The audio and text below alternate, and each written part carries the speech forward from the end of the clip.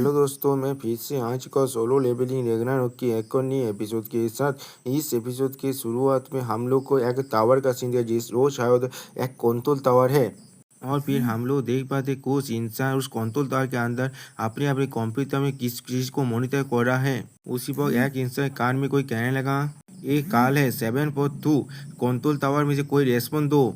जिसके रिप्लाई में वो इंसान कहने लगा, हाँ मैं सुन रहा हूँ। जिसके जवाब में वो इंसान फिर से कहने लगा, अभी मैं लेवल 350 में उड़ रहा हूँ। मेरे कोऑर्डिनेट्स आर लेटीट्यूड XX है, लॉन्गिट्यूड XX। हम लोग एयर पेज में है साउथ कोरिया के करीब। मेरे पास तुम्हारे लिए एक सवाल है, हमारे करेंट ऑल्टीट्यूड में क्या अभी स्नो हो सकता है? जो सुनने के बाद वो इंसान परेशान होते कहने लगा, नहीं ऑब्वियसली वहाँ पर किसी भी तरह की स्नो नहीं है। ऐसे भी क्लाउड्स के ऊपर अपर एटमॉस्फेयर में किस तरह स्नोफॉल हो सकता है? जो सुनने के बाद वो पायलट कहने लगा, हाँ ये चीज़ कॉमन से है, बिल्कुल सही कहा तुम्हें।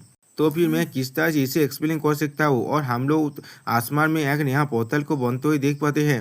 शायद दोस्तों ये एक नया डंजन है जो आसमान में किए हुए उसकी तरफ देखते हुए पायलट बहुत ज्यादा घबराने लगा और कुछ भी नहीं कह पाता। और फिर उस पोर्टल की तरफ देखते हुए कहने लगा, ये चीज। और हम लोग देख पाते वो पोर्टल फिर से थोड़ा सा बड़ा होने लगा। और फिर पायलट चिल्ला कर, एक गेट है यहाँ पर। साउथ कोरिया के ऊपरी एक गेट खुल चुका है। जो सुनने के बाद कंट्रोल टावर का वो इंसान बहुत जोर से चिल्ला और कहना, क्या है गेट? और उसके चारों तो एक खतरनाक बर्फीला तूफान भी बन रहा है। और फिर वो पायलट फिर से कहने लगा, अगर ऐसा ही चलता रहा तो भी हम लोग शायद क्रैश भी कर सकते हैं। मैं यहाँ पर इमरजेंसी लैंडिंग करना चाहता हूँ। जो सुनने के बाद हम लोग देख पाते कंट्रोल टावर में जो आदमी है वो बहुत ज्यादा घबराने लगा। और फिर वो बाहर की तरफ विंडो से देखने लगा जहाँ से बहुत ज्यादा लाइट आने लगा इस तरफ। और फिर वो इंसान चिल्ला, कैप्टन। अगली पर हमें फिरोसिया मॉन्स्टर का सीन दिखाया जाता है जो अपने फैन की मदद से किसी पर अटैक करने के लिए आगे बढ़ रहा है। लेकिन उसी को हम लोग देख पाते हैं किसी ने उसके बॉडी पर बहुत सारे सेलेस लगा आगे बढ़ चुका है। सच में दोस्तों इस इंसान ने इस फेरोसिया बीस्ट को बहुत ही दो टुकड़ों में काट डाला है। और फिर हम लोग देख पाते ये इंसान कोई और नहीं है, हमारा MC खुद है। और फिर हम देखते हैं MC अभी अपने S रैंक गैरेज की जो वेपन है उसे इस्तेमाल कर रहा है। अगली बॉल MC परेशान, क्या मैं फिर से जो गिरीज की स्किल है उसे इस्तेमाल करना ही भूल गया? और फिर MC अपने गॉन्टलेट की तरफ देखते हुए कहने लगा, मैं महसूस कर पा रहा हूँ मेरा स्टेज बहुत ज़्यादा बढ़ने लगा है जब से मैं इस गिरीज को इक्विप करा हूँ।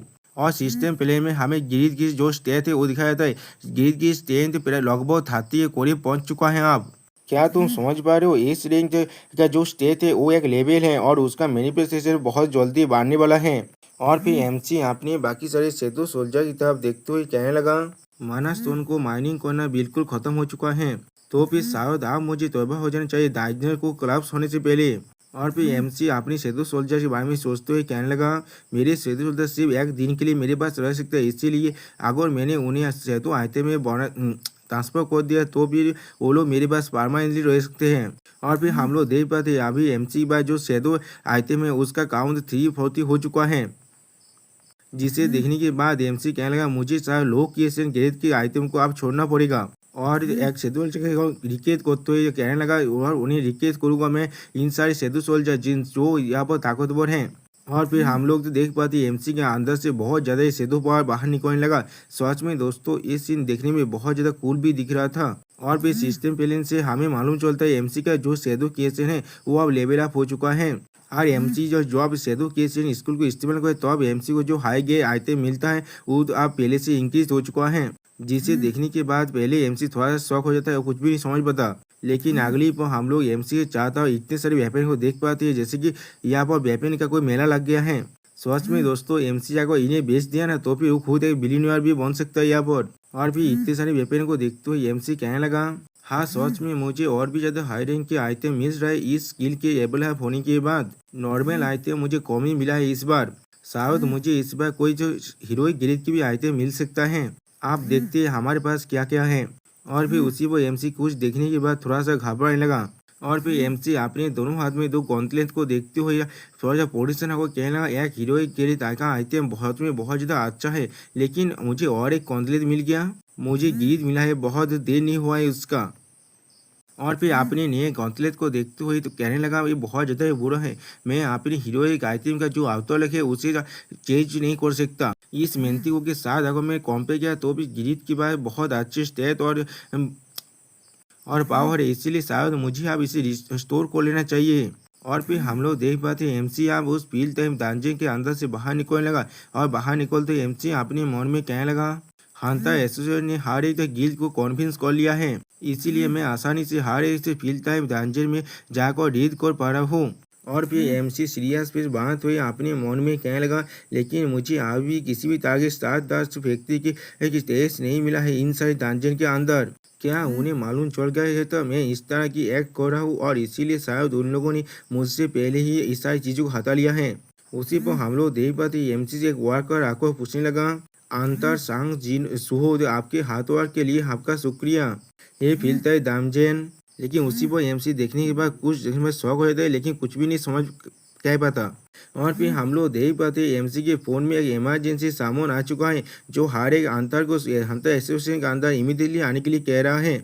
जिसे देखने के बाद एमसी चौंकते हुए कह रहे, क्या हंटर एसोसिएशन हमें बुला रहा है? क्या सच में वह कुछ हो चुका है?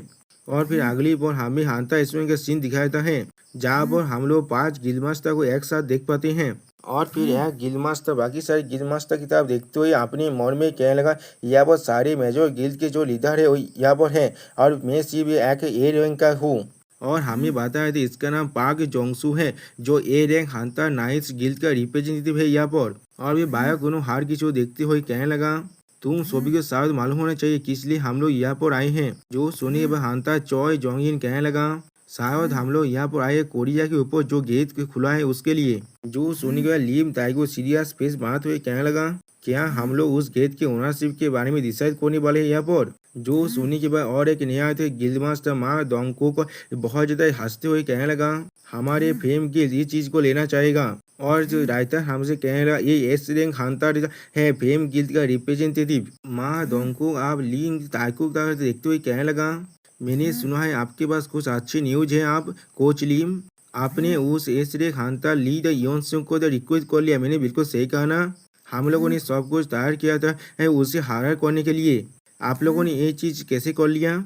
जो सुनने के बाद हम लोग देख पाते लीम ताइको थोड़ा सा मुस्कुराते हुए कहने लगा, हंटर पाक दोजी ने किया है, मैंने नहीं। मैं सिर्फ बहुत ज़्यादा लाकी हूँ अपने गिल्ड मेंबर के साथ। जो सुनने के बाद हम लोग देख पाते हंटर जोंग चोई जोंगिन बहुत ज़्यादा परिश्रम होने लगा और कुछ भी नहीं कह पाता। उसी पर हम लोग देख पाते यहाँ पर कोई आकर कहने लगा, मुझे माफ़ कर देना, मैं बहुत ज़्यादा लेट हो चुका हूँ। और फिर हम लोग देखते कोई और नहीं, हमारे एमसी है जो बहुत ही परिश्रम होकर यहाँ पर जल्दी से आया है। और फिर एमसी थोड़ा सा हफ्ते हुए कहने लगा, मैंने अभी के अभी एक फील्ड टाइम दार्जन को क्लियर करने के बाद यहाँ पर आ चुका हूँ। और एमसी को देखने के बाद हम लोग देख पाते हैं पाक जोंगसू और माँ डोंगकू थोड़ा सा परिश्रम तो अपने मन में कहने लगा, क्या यहाँ पर और एक एसने खानता जो सांग सोब आया है? लेकिन अगली पर हम लोग देख पाते हैं माँ डोंगकू एमसी के हाथ को पकड़ते कहने लगा, यहाँ पर देखो कौन यहाँ पर आया है, ये तो कोच सांग है ना? कि आपके साथ मिल को मुझे सच में बहुत ज़्यादा अच्छा लग रहा है। जो सुनने पर हम लोग देख पाते एमसी थोड़ा सा परिश्रम के लिए, क्या लेकिन मैं कोई कोच नहीं हूँ यहाँ पर। और फिर पाक जोंगसू के लगा, तुम अभी किसी भी गिल्ड के साथ एफिलिएटेड नहीं हो। मैंने बिल्कुल सही कहा ना? दोस्तों मुझे लगता है ये दोनों तो सांग सो यानी हमारे एमसी को आप अपने गिल्ड में रिक्वेस्ट करना चाहते हैं। इन्हें शायद मालूम ही नहीं है एमसी पहले ही 4 बड़े गिल्ड का बॉस बन चुका है। और फिर हम लोग देख पाते हंटर चोई जोंगिन इन्हें देख रहा था, और ये लोग कहने लगा, हमारी तो नाइस गिल्ड को ज्वाइन कर लो, हम लोग तुम्हें बेस्ट ट्रीटमेंट के लिए गारंटी दे सकते हैं। उसी वह माँ डोंगकू कहने लगा कि हमारी तो फेम गिल्ड के बारे में तुम्हें क्या ख्याल है? आप इसे देखते हुए हंटर जो चोई जोंगिन कहने लगा, ये कितना फेमिलियर सिचुएशन है जिसे मैं देख रहा हूँ। और फिर एमसी थोड़ा सा मुस्कुराते उन दोनों से कहने लगा, हाँ तुम लोगों का बहुत ज़्यादा शुक्रिया, लेकिन मुझे तो ये चीज़ को डिक्लाइन करना पड़ेगा। मेरे पास कोई भी प्लान नहीं है किसी भी गिल्ड को ज्वाइन करने का। जो सुनिए वो हम लोग देख पाते वो दोनों गिल्ड के रिप्रेजेंटेटिव बहुत ज़्यादा ये शौक हो जाते हैं और परेशान होने लगा। और एमसी आप आंखों हंटर चॉय जोंगिन के करीब जाकर बेचने लगा, जिसे देखने में हंटर चॉय जोंगिन अपने मन में कहने लगा, और एक रिजेक्शन कन्फर्म हो चुका है यहाँ पर। और फिर एमसी इन सारे लोगों को देखते हुए अपने मन में कहने लगा, ऐसा लग रहा है यहाँ पर बहुत सारे अनएफिलिएटेड हंटर भी यहाँ पर हैं। अगर मैं यहाँ पर एक नया गिल्ड को स्टार्ट करता हूँ बाकी से हंटर को रिक्वेस्ट करने के लिए, मुझे शायद इसके बारे में सोचना चाहिए। और फिर हमें गिल्ड का सीन दिखाया है, वहाँ से हम लोग देख पाते चेयरमैन वो अपने असिस्टेंट के साथ आने लगा, जो बहुत ज्यादा परेशान है यहाँ पर। जिसे देखने के बाद माँ डोंगको खुश होकर कहने लगा, कोच आप इतना से लेट से कैसे आ सकते हैं? क्या आपके कुछ प्रॉब्लम है? क्या आपके पेट में खराब हो चुका है? सच में दोस्तों ये इंसान बहुत ज्यादा ही बात करते हैं। जिसके जवाब में हम लोग देख पाते हैं चेयरमैन वो कहने लगा, मुझे माफ कर देना, मैं अभी डाटा को ऑर्गेनाइज कर रहा था तुम सभी के लिए। और भी चेयरमैन वो थोड़ा सा घबरा को हार की सामने सीरियस पेश बात हुई कहने लगा, हंटर एसोसिएशन के जो सामान है उस पर रेस्पॉन्ड करने के लिए तुम सभी का शुक्रिया। और रायता से हमें मालूम चलते चेयरमैन वो सिर्फ एक ए रैंक का हंटर है। और फिर चेयरमैन वो हर किसी को एक्सप्लेन करते हुए कहने लगा, जैसा तुम सभी को मालूम है साउथ कोरिया के ऊपर कल के दिन के एक में नया गेट ओपन हो चुका है। एक पैसेंजर प्लेन ने इसे पहले देखा था, लेकिन वो प्लेन साउंड मैजिक सा मिलने की वजह से वहाँ पर ही क्रैश हो चुका है, बहुत सारे इंसान मारा गया है। हम लोगों ने वहाँ पर एक ए रैंक हंटर को भेजा था उस गेट के मेजर करने के लिए, लेकिन ऐसा लग रहा है वो चीज़ किसी भी ए रैंक के गिल से भी ए रैंक दानजी से बहुत ज़्यादा ताकतवर है। और फिर बहुत ज़्यादा परेशान को कोल तो हमें कहने लगा, इसीलिए हम लोगों ने इसे एक एस रैंक के गेट की तरह क्लासिफाई कर दिया है। जो सुनने के बाद हम लोग देख पाते यहाँ पे मौजूद हर एक गिल मास्टर बहुत ज़्यादा घबरा था और माँ तो दोंगो कुछ भी नहीं समझ पाता। जो सुनने के बाद एमसी थोड़ा सा घबरा तो अपने मन में कहने लगा, क्या एस रैंक, क्या ये पहली बार नहीं है जब किसी भी तरह की एस रैंक गेट यहाँ पर आया है जब कहता के लिए जब शुरू हुआ था। और फिर हम लोग देख पाते हंता चोई जोंगिन परेशान होते हुए कहने लगा, ये एक ऐसा चीज़ है जिससे हम लोग हमेशा दौड़ते थे। जो सोने के बाद एमसी और भी परेशान होने लगा और कुछ भी नहीं समझ पाता। और हम लोग देख पाते हंता लिम टाइगो यहाँ बहुत ज़्यादा घबरा है। और फिर हम लोग देख पाते हंता चोई जोंगिन परेशान होते हुए अपने मन में कहने लगा, सॉरी दोस्तों, एमसी हंता चोई जोंगिन को देखते हुए अपने मन में कहने लगा, या तो भी वो हंता जिनके पास अपनी पिछली जिंदगी की मेमोरी है वो इतना दौड़ क्यों रहा है, क्या ये रैंक गेट इतना खतरनाक है।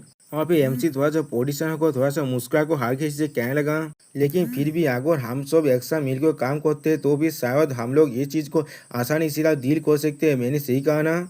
जो सुनिए बेरू एमसी कहने लगा, ये बहुत ज़्यादा खतरनाक होने वाला है। और फिर बेरू एमसी को एक्सप्लेन करते हुए कहने लगा, या तो भी अगर हम सभी को भी एक साथ वहाँ चले जाए तो अब भी हम लोग कुछ भी नहीं है उनके लिए अपने खाने के अलावा। जो सुनने के बाद एमसी परेशान होते कहने लगा, बेरू।